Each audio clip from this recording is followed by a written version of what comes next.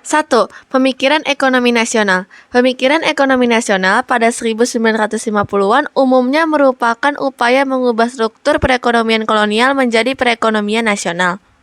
Warisan ekonomi kolonial membawa dampak perekonomian Indonesia banyak didominasi oleh perusahaan asing dan ditopang oleh kelompok etnis Cina sebagai penggerak perekonomian Indonesia. Kondisi inilah yang ingin diubah para pemikir ekonomi nasional di tiap kabinet. Upaya membangkitkan perekonomian sudah dimulai sejak kabinet pertama di era demokrasi parlementer, Kabinet Natsir. Gagasan Sumitro. Sumitro Jojo Hadikusumo berpendapat bahwa pembangunan ekonomi Indonesia pada hakikatnya adalah pembangunan ekonomi baru. Sumitro mencoba mempraktikkannya pada sektor perdagangan. Ia berpendapat pemerintah hendaknya membantu para pengusaha pribumi dengan bimbingan konkret dan bantuan pemberian kredit. Gagasan Sumitro dituangkan dalam program Kabinet Natsir dalam wujud perencanaan Rencana Urgensi Perekonomian atau RUP, yang sering disebut juga Plan Sumitro. RUP dicandangkan dalam program Benteng. Program Benteng ini antara lain mencadangkan impor barang-barang tertentu bagi kelompok bisnis pribumi, serta membuka kesempatan bagi para pedagang pribumi membangun basis modal di bawah perlindungan pemerintah. Selain itu, juga untuk menumbuhkan kaum pengusaha pribumi yang mampu bersaing dengan para pengusaha asing. Sayangnya, dalam pelaksanaan muncul berbagai masalah. Salah satunya pemberian lisensi impor banyak yang disalahgunakan. Mereka yang menerima lisensi bukanlah orang-orang yang memiliki potensi kewirausahaan yang tinggi, namun orang yang mempunyai hubungan khusus dengan kalangan birokrat yang berwenang mendistribusikan lisensi dan kredit. Akibatnya, pengusaha yang masuk program Benteng lamban menjadi dewasa. Penyelewengan lain yang dilakukan adalah dengan cara mendaftarkan perusahaan yang sebenarnya milik keturunan Cina dengan menggunakan nama orang Indonesia pribumi. Contohnya, perusahaan Alibaba, dengan Ali mewakili pribumi dan Baba mewakili warga keturunan Cina. Usaha lain yang dilakukan pemerintah untuk meningkatkan pengusaha pribumi melalui Gerakan Asat, memberikan perlindungan khusus bagi warga Indonesia asli dalam segala aktivitas usaha di bidang perekonomian. Upaya jangka pendek yang dilakukan adalah mengurangi jumlah uang yang beredar dan mengatasi defisit anggaran. Pada 20 Maret 1950, Menteri Keuangan Syarifuddin Prawiranegara mengambil kebijakan memotong uang dengan memberlakukan nilai setengahnya untuk mata uang dengan nominal Rp2,50 ke atas. Upaya pembangunan ekonomi nasional lainnya yaitu Program Pembangunan Rencana 5 Tahun, disiapkan oleh Biro Perancang Nasional (BPN) yang dipimpin oleh Juanda. Program ini dijalankan pada masa Kabinet Ali Sastrowijoyo II. Tujuannya adalah mendorong munculnya industri besar, perusahaan-perusahaan yang melayani kepentingan umum, dan jasa pada sektor publik.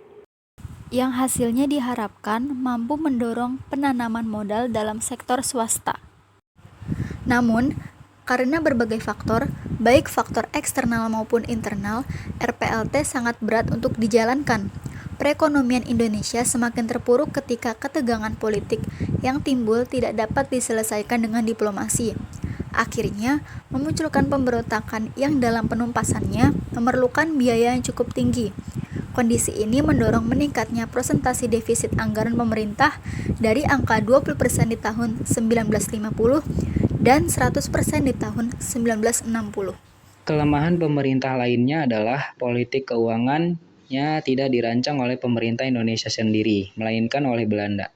Hal ini terjadi akibat Belanda tidak mewariskan ahli-ahli yang cukup sehingga perubahan tidak menghasilkan perubahan yang drastis. Usaha Indonesia dalam mengubah sistem ekonomi berikutnya yaitu nasionalisasi perusahaan Belanda atau asing. Pada konferensi Meja Bundar tahun 1949, delegasi Indonesia memperjuangkan nasionalisasi perusahaan Belanda di Indonesia. Hal ini dilakukan karena ingin membersihkan unsur kolonialisme di Indonesia.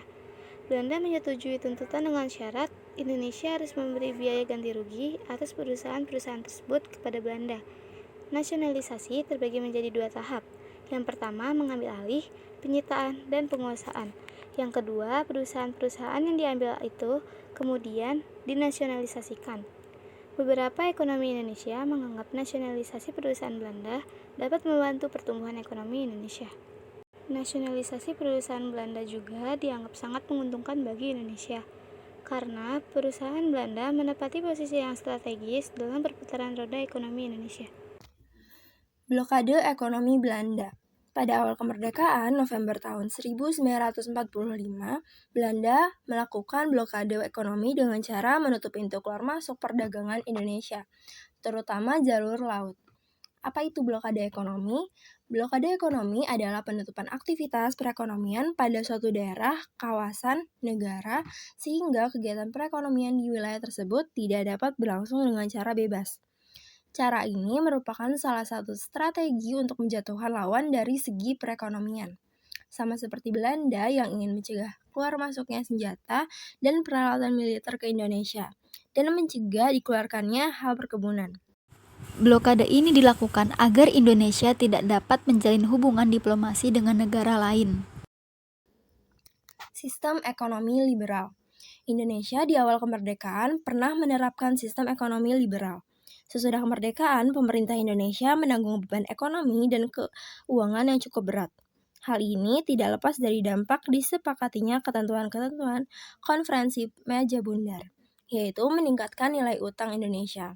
Struktur perekonomian yang diwariskan dari kolonial membuat nilai ekspor Indonesia masih bergantung pada hasil perkebunan pada saat itu. Hal inilah yang menimbulkan permasalahan bagi pemerintah Indonesia pada masa awal kemerdekaan. Di awal kemerdekaan, pemerintah mengalami defisit sebesar 5,1 miliar rupiah yang bisa dikurangi dengan pinjaman dan kebijakan ekspor-impor barang. Tahun 1951, penerimaan pemerintah mulai berkurang karena menurunnya volume perdagangan internasional. Indonesia, sebagai negara berkembang, tidak memiliki komoditas ekspor lain selain hasil perkebunan. Kondisi inilah yang membawa dampak perkembangan perekonomian Indonesia yang tidak mengarah pada stabilitas ekonomi. Kebijakan ekonomi liberal. Indonesia kemudian menempuh kebijakan ekonomi liberal untuk menanggulangi berbagai permasalahan yang ada. Bentuk pelaksanaannya dengan menerapkan industrialisasi yang dikenal sebagai Rencana Sumitro. Program ini menekankan pada pembangunan industri dasar, seperti pendirian pabrik-pabrik semen, pemintalan, karung, dan percetakan. Kebijakan ini juga diikuti dengan adanya peningkatan produksi, pangan, perbaikan sarana dan prasarana, serta penanaman modal asing. Pengertian ekonomi liberal. Sistem ekonomi liberal adalah sistem ekonomi yang memberikan kebebasan kepada masyarakat dalam melakukan kegiatan ekonomi. Dikenal juga dengan sistem ekonomi kapitalis atau sistem ekonomi pasar. Prinsip yang digunakan dalam sistem ini yaitu adanya keperluan mencari keuntungan pribadi tanpa mementingkan keuntungan pihak lain. Dalam hal perekonomian, pemerintah tidak memiliki pengaruh yang kuat untuk membatasi perekonomian masyarakatnya. Sistem ekonomi liberal bergantung pada ideologi kapitalisme dan liberalisme. Negara yang menganut sistem ekonomi liberal diantaranya Amerika Serikat, Jerman, Belanda, Belgia, Bulgaria. Kelebihan sistem ekonomi liberal. 1. Hadirnya produk-produk berkualitas. 2. Menumbuhkan sistem kreatif dan inovatif. 3. Produksi barang akan didasarkan pada kebutuhan pasar.